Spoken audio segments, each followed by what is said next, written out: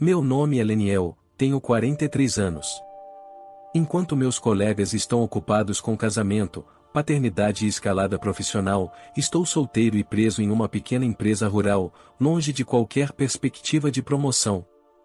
Meu trabalho envolve organizar documentos que estão prestes a ser arquivados, e que provavelmente nunca mais serão vistos.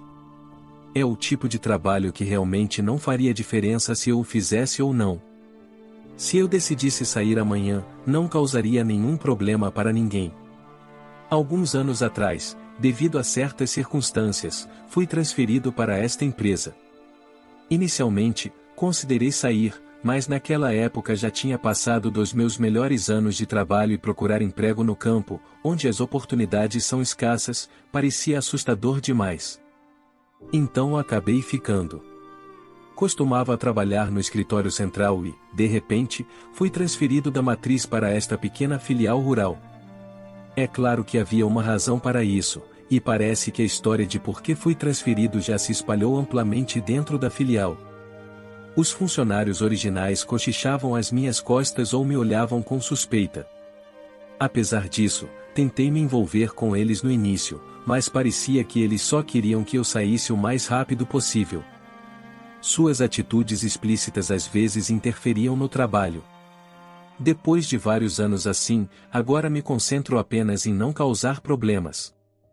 Sou tratado como se não existisse, na melhor das hipóteses, sou inofensivo, na pior das hipóteses, sou ignorado. Mas chegar a esse estado também exigiu muito esforço e humildade da minha parte, então, de certa forma, é um resultado satisfatório para mim. Então, um dia, uma nova gerente, uma transferência da matriz, se juntou à nossa filial. Ela era uma mulher inteligente, vestida elegantemente. Diferente de mim, sua transferência fazia parte de prepará-la para um futuro papel de liderança. Meu nome é Aline, estou ansiosa para trabalhar com você, ela se apresentou, exalando uma postura confiante. Inicialmente, ela parecia um pouco rígida, mas conforme se estabelecia, começava a mostrar mais do seu sorriso jovem e vibrante. No entanto, só porque ela havia chegado, isso não mudou o meu trabalho de forma alguma. Mesmo sendo minha superior direta, havia pouca interação entre nós, dada minha posição marginal. Aline realizou reuniões individuais com todos os funcionários logo após sua chegada. Quando chegou minha vez, expliquei minha situação de trabalho como era. Ela franzia a testa e parecia querer dizer algo, mas não o fez, e a reunião terminou sem nenhuma mudança em minha situação.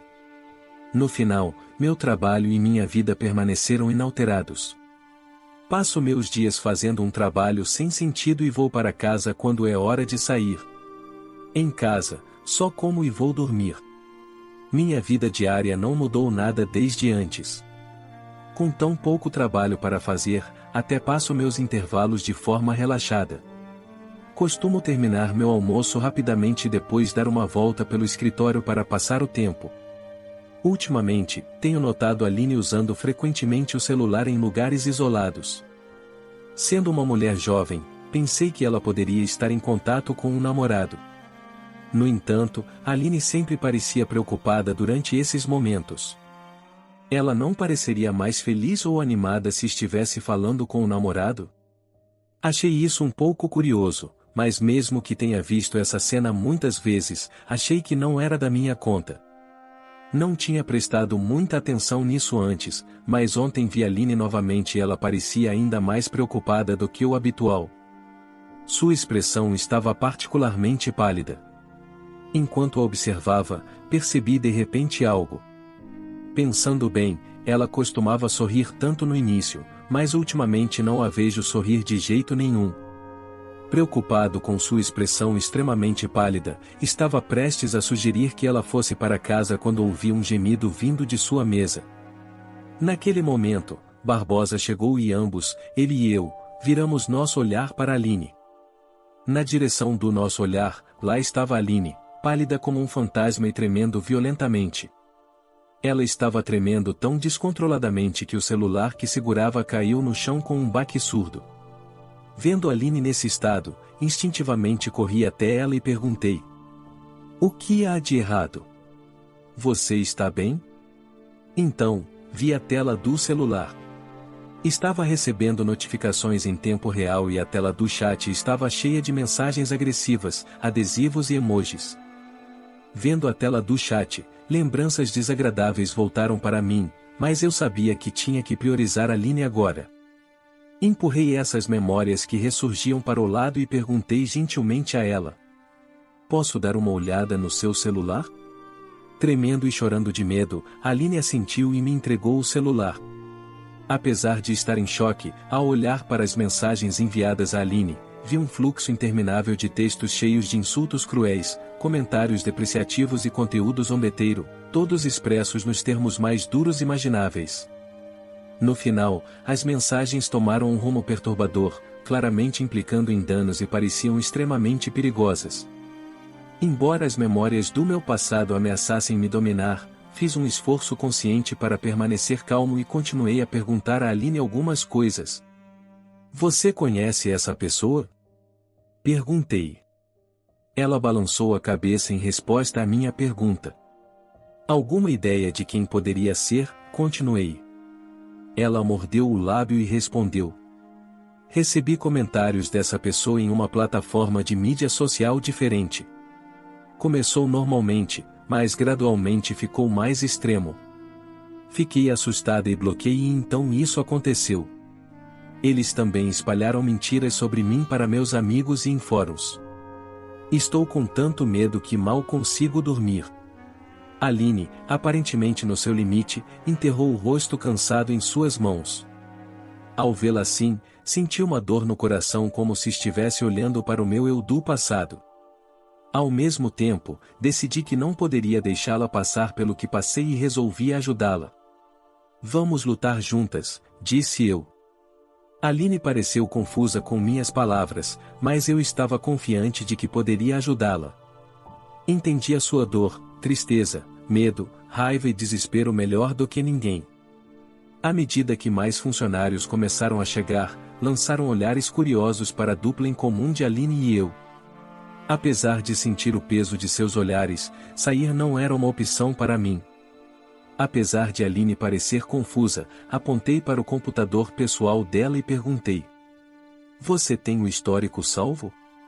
Pode ter sido duro pressioná-la em seu estado atordoado, mas o tempo era essencial e não podíamos nos dar ao luxo de perder tempo.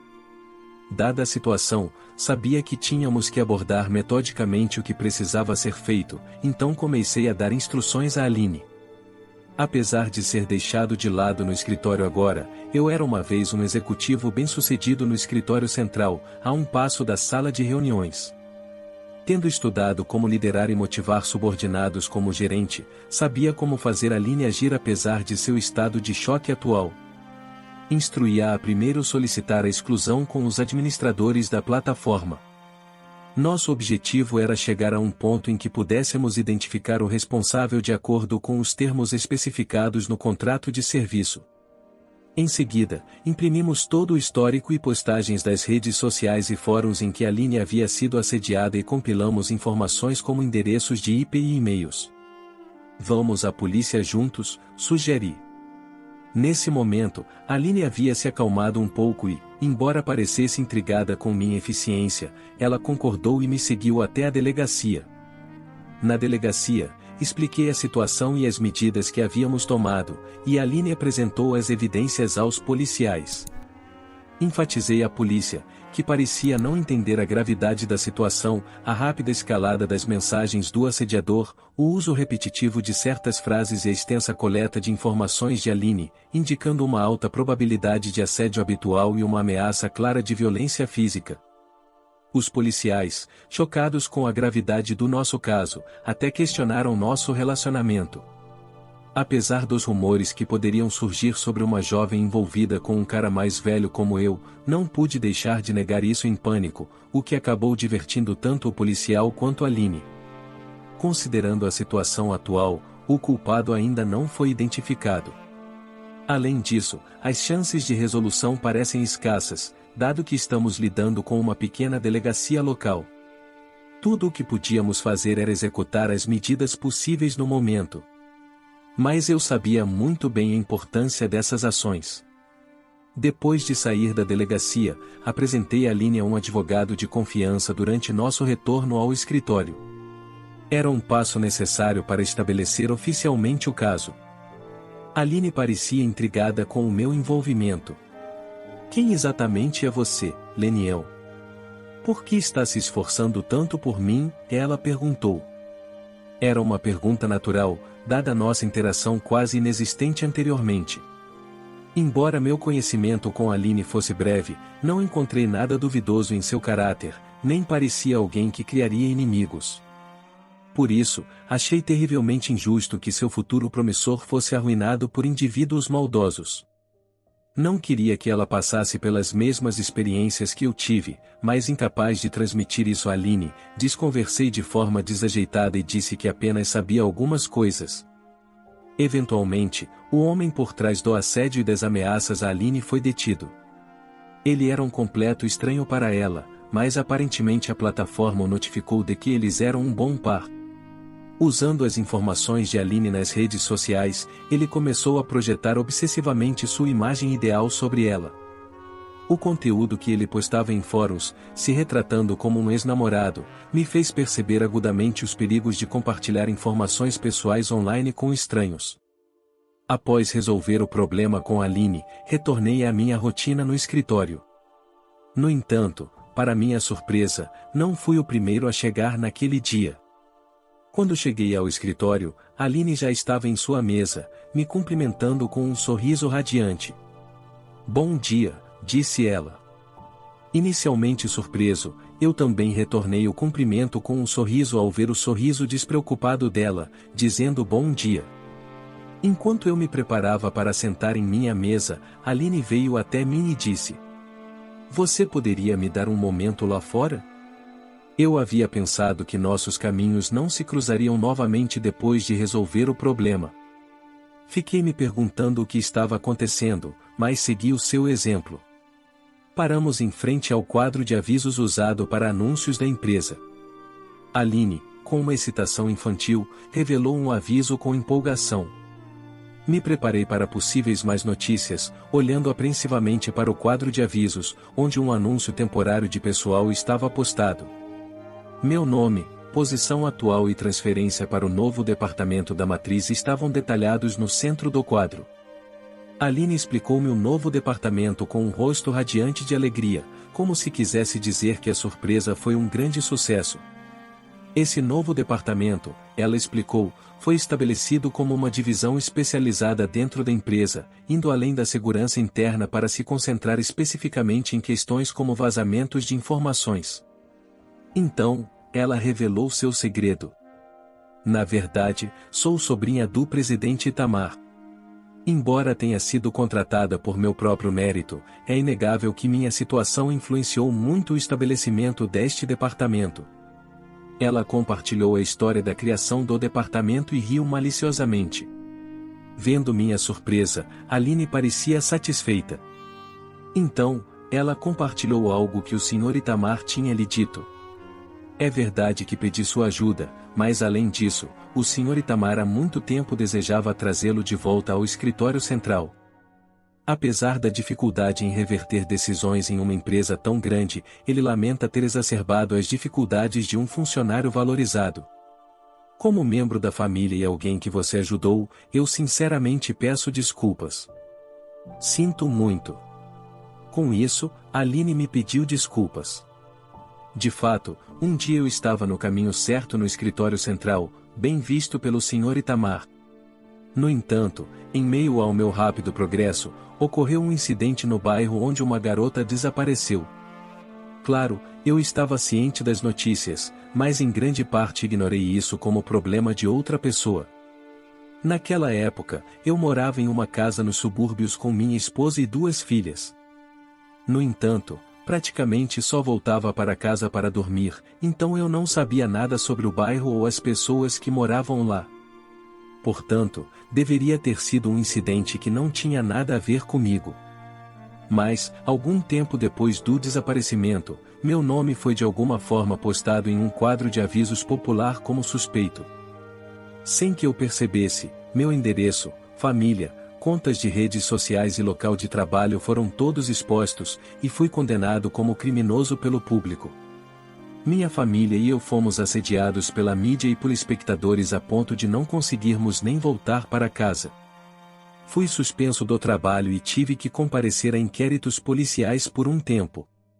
Minha família e eu nos refugiamos na casa de meus sogros, longe, mas após algumas semanas, até meus sogros, que inicialmente nos receberam calorosamente, começaram a me olhar com suspeita. Sentindo o desconforto, discuti com minha esposa sobre sair, mas ela e minhas filhas nem conseguiam me olhar nos olhos. Percebendo que não tinha mais lugar, silenciosamente arrumei minhas malas e me mudei para um hotel sozinho. Foi então que percebi verdadeiramente o quanto negligenciei meus laços familiares, focando apenas no trabalho. Mas era tarde demais. Desde então, tenho me escondido sozinho em hotéis baratos, como um verdadeiro criminoso. Eu continuava me perguntando quanto tempo essa vida duraria, constantemente caçado pelos piores pensamentos. Meses depois, o caso da garota foi resolvido repentinamente.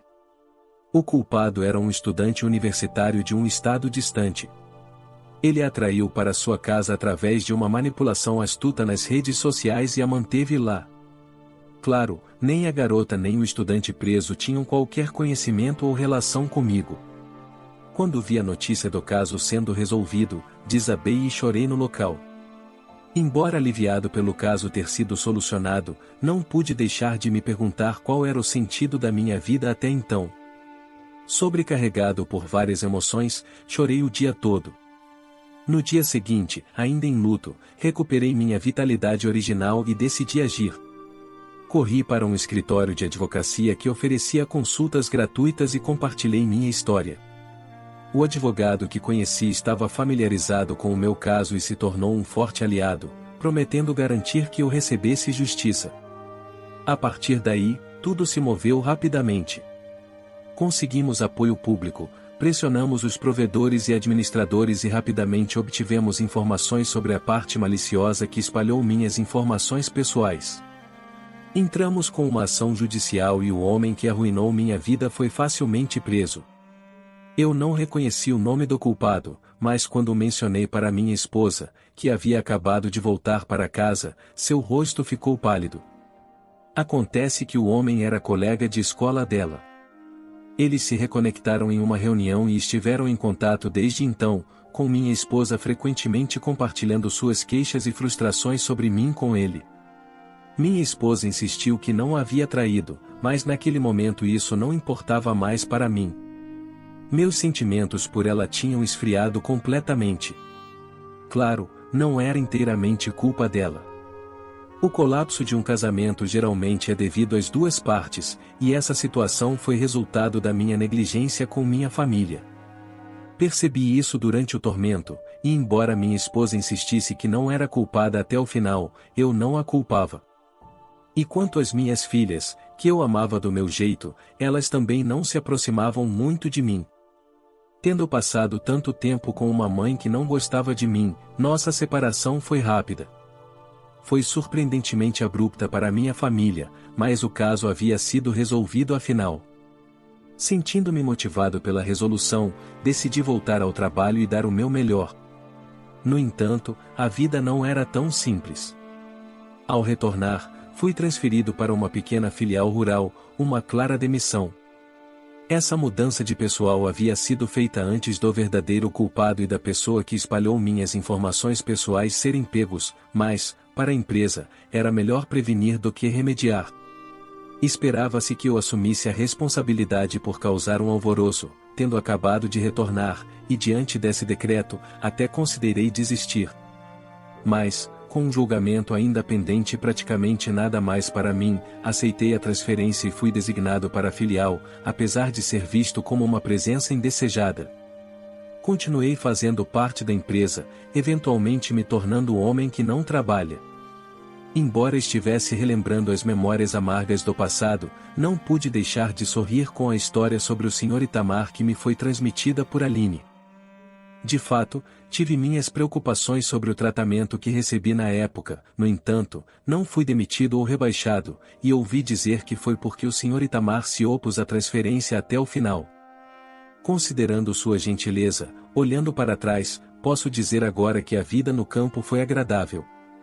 Ao ouvir minhas palavras, Aline timidamente mostrou um sorriso. Enquanto conversávamos, uma mulher se aproximou de nós, e disse: "Com licença." Era Sabrina, do mesmo departamento, mas nunca tínhamos realmente conversado antes, e ela ficou um pouco afastada de nós, ouvindo nossa conversa. Sabrina se aproximou de nós com o rosto lacrimoso e pediu desculpas. "Acho que fui inicialmente antipática com você, e no entanto, você me ajudou de várias maneiras. Percebi que foi um mal-entendido, mas nunca disse nada. Sinto muito mesmo." Descobri que não apenas Sabrina, mas também Barbosa, estavam lá e, espiando, ele se juntou com um pedido de desculpas. Bem, eu realmente não me importava, mas sinto muito por não poder ajudar. Sentindo-me envergonhado com os pedidos de desculpas deles, acabei fazendo uma piada. "O que é isso? É o dia de me pedir desculpas hoje?" Então, Aline, com um sorriso brilhante, sugeriu: "Deveríamos fazer disso um dia. Vamos convidar o Sr. Itamar também." Vendo-me fugir, todos nós caímos na gargalhada. Nunca pensei que veria um dia em que poderia rir assim novamente. É um segredo que me senti um pouco emocionado. Um mês após esse incidente, após uma festa de despedida surpreendentemente confortável na filial, me vi no escritório do presidente na matriz. O Sr. Itamar, tão vigoroso quanto sempre, estava lá, e senti um calor no coração ao revê-lo.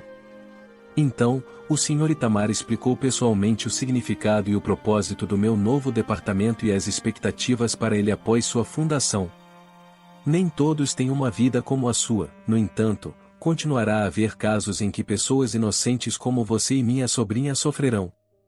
É pretensioso para uma empresa que não pôde estar ao seu lado naquela época dizer isso, mas é justamente por causa do arrependimento daquela época que eu senti fortemente a necessidade de um departamento que pudesse proteger não apenas a empresa, mas também seus funcionários. Acredito que você, que entende minhas solicitações e o significado do departamento, é a pessoa certa para liderá-lo. "Estou contando com você", disse ele. Sentindo uma onda de determinação com suas palavras, respondi firmemente: "Sim", e assim retornei à matriz como chefe do novo departamento. Fui calorosamente recebido por aqueles que me conheciam antes. Recebi ofertas de cooperação de muitas pessoas, e os sentimentos de decepção e vazio que sentia quando parti pareciam finalmente desaparecer.